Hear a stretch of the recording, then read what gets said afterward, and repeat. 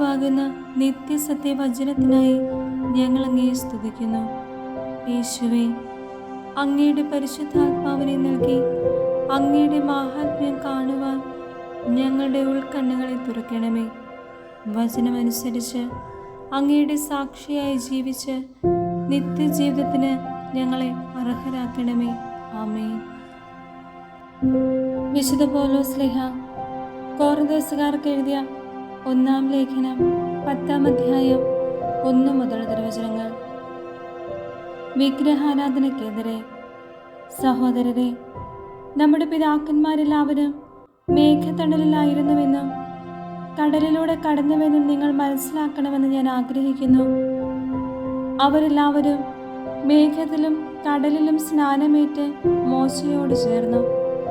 എല്ലാവരും ഒരേ ആത്മീയ ഭക്ഷണം കഴിച്ചു. എല്ലാവരും ഒരേ ആത്മീയ പാനീയം കുടിച്ചു.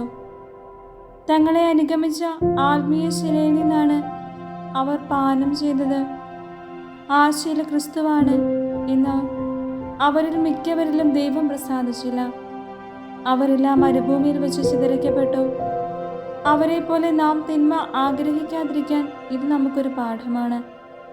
അവരിൽ ചിലരെ പോലെ നിങ്ങൾ വിഗ്രഹാരാധകരാകരുത്. തിന്നാനും കുടിക്കാനുമായി ജനം ഇരിക്കുകയും നൃത്തം ചെയ്യാനായി എഴുന്നേൽക്കുകയും ചെയ്തു എന്ന് അവരെപ്പറ്റി എഴുതപ്പെട്ടിരിക്കുന്നു. അവരിൽ ചിലർ വ്യഭിചാരം ചെയ്തതുപോലെ നമ്മൾ ഒരിക്കലും വ്യഭിചാരം ചെയ്യരുത്. അവരിൽ 23,000 പേർ ഒറ്റ ദിവസം കൊണ്ട് നാശമടഞ്ഞു. അവരിൽ ചിലർ ചെയ്തതുപോലെ നാം കർത്താവിനെ പരീക്ഷിക്കരുത്. അവരെല്ലാവരും പാമ്പ് കടിയേറ്റ് മരിച്ചു. അവരിൽ ചിലർ പിറുപിറുത്തതുപോലെ നാം പിറുപിറുക്കുകയും അരുത്. സംഹാരകൻ അവരെ നശിപ്പിച്ചു കളഞ്ഞു. ഇതെല്ലാം അവർക്കൊരു താക്കീതായിട്ടാണ് സംഭവിച്ചത്. നമുക്കൊരു പാഠമാകേണ്ടതിന് അവയെല്ലാം എഴുതപ്പെട്ടിരിക്കുന്നു. യുഗങ്ങളുടെ അന്തിമഘട്ടം നമ്മളിലാണല്ലോ വന്നെത്തിയിരിക്കുന്നത്. ആകയാൽ നിൽക്കുന്നു എന്ന് വിചാരിക്കുന്നവൻ വീഴാതെ സൂക്ഷിച്ചു കൊള്ളട്ടെ. മനുഷ്യ സാധാരണമല്ലാത്തൊരു പ്രലോഭനവും നിങ്ങൾക്ക് നേരിട്ടില്ല. ദൈവം വിശ്വസ്തനാണ്. നിങ്ങളുടെ ശക്തിക്ക് അതീതമായ പ്രലോഭനങ്ങൾ ഉണ്ടാകാൻ അവിടുന്ന് അനുവദിക്കുകയില്ല. പ്രലോഭനങ്ങൾ ഉണ്ടാകുമ്പോൾ അവയെ അതിജീവിക്കാൻ വേണ്ട ശക്തി അവിടുന്ന് നിങ്ങൾക്ക് നൽകും. ആകയാൽ പ്രിയപ്പെട്ടവരെ, വിഗ്രഹാരാധനയിൽ നിന്ന് ഓടിയകലുവിൻ. വിവേകമതികളോടെന്ന പോലെ ഞാൻ നിങ്ങളോട് പറയുന്നു, ഞാൻ പറയുന്നത് നിങ്ങൾ തന്നെ വിധിക്കുവിൻ. നാം ആശീർവദിക്കുന്ന അനുഗ്രഹത്തിന്റെ പാനപാത്രം ക്രിസ്തുവിന്റെ രക്തത്തിലുള്ള ഭാഗഭാഗിത്വമല്ലേ? നാം മുറിക്കുന്ന അപ്പം ക്രിസ്തുവിന്റെ ശരീരത്തിലുള്ള ഭാഗഭാഗിത്വമല്ലേ? അപ്പം ഒന്നേയുള്ളൂ. അതിനാൽ പലരായിരിക്കുന്ന നാം ഒരു ശരീരമാണ്. എന്തെന്നാൽ ഒരേ അപ്പത്തിൽ നാം ഭാഗഭാക്കുകളാണ്. ജനനം കൊണ്ട് മാത്രം ഇസ്രായേൽ കയറാവരെ നോക്കുവിൻ.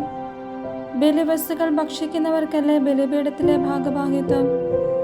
വിഗ്രഹത്തിന് സമർപ്പിച്ച ആഹാരപദാർത്ഥമോ വിഗ്രഹം തന്നെയോ എന്തെങ്കിലും ആണെന്ന് ഞാൻ ഉദ്ദേശിക്കുന്നുണ്ടോ? ഇല്ല. വിജാതിയർ ബലിയർപ്പിക്കുന്നത് പിശാചിനാണ്, ദൈവത്തിനല്ല എന്നാണ് ഞാൻ പറയുന്നത്. നിങ്ങൾ പിശാചുകളുടെ പങ്കാളികളാകാൻ ഞാൻ ആഗ്രഹിക്കുന്നില്ല.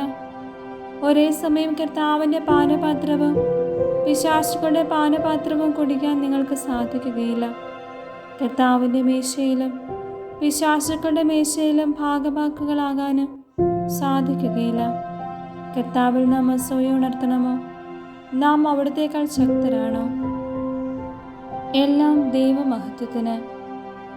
എല്ലാം നിയമാനുസൃതമാണ്, എന്നാൽ എല്ലാം പ്രയോജനകരമല്ല. എല്ലാം നിയമാനുസൃതമാണ്, എന്നാൽ എല്ലാം പടുത്തുയർത്തുന്നില്ല. ഏതൊരുവനും സ്വന്തം നന്മ കാക്ഷിക്കാതെ അയൽക്കാരൻ്റെ നന്മ കാക്ഷിക്കട്ടെ. ചന്തയിൽ വിൽക്കപ്പെടുന്ന ഏതുതരം മാംസവും വാങ്ങി മനഃശാഞ്ചല്യം കൂടാതെ ഭക്ഷിച്ചുകൊള്ളുവിൻ. കാരണം ഭൂമിയും അതിലുള്ള സർവ്വവും കർത്താവിൻ്റേതാണ്. അവിശ്വാസിയായ ഒരുവൻ നിന്നെ ഭക്ഷണത്തിന് ക്ഷണിക്കുകയും പോകാൻ നീ ആഗ്രഹിക്കുകയും ചെയ്താൽ വിളമ്പിത്തരുന്നത് എന്തും മനഃശാഞ്ചല്യം കൂടാതെ ഭക്ഷിച്ചുകൊള്ളുക. എന്നാൽ ആരെങ്കിലും നിന്നോട് ഇത് ബലിയർപ്പിച്ച വസ്തുവാണെന്ന് പറയുന്നുവെങ്കിൽ ഈ വിവരം അറിയിച്ച ആളെ കരുതിയും മനസാക്ഷിയെ കരുതിയും നീ അത് ഭക്ഷിക്കരുത്. നിന്റെ മനസാക്ഷിയല്ല, അവൻ്റേതാണ് ഞാൻ ഉദ്ദേശിക്കുന്നത്. എൻ്റെ സ്വാതന്ത്ര്യം മറ്റൊരുവൻ്റെ മനസാക്ഷി കൊണ്ട് എന്തിനു വിധിക്കപ്പെടണം? കൃതജ്ഞതയോടെയാണ് ഞാൻ അതിൽ ഭാഗഭാക്കാകുന്നതെങ്കിൽ ഞാൻ കൃതജ്ഞത അർപ്പിക്കുന്ന ഒന്നിനു വേണ്ടി എന്തിനെന്നെ കുറ്റപ്പെടുത്തണം?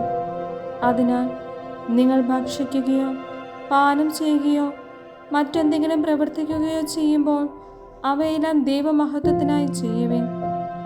യഹൂദർക്കോ ഗ്രീക്കുകാർക്കോ ദൈവത്തിൻ്റെ സഭയ്ക്കോ നിങ്ങൾ ദ്രോഹമൊന്നും ചെയ്യരുത്.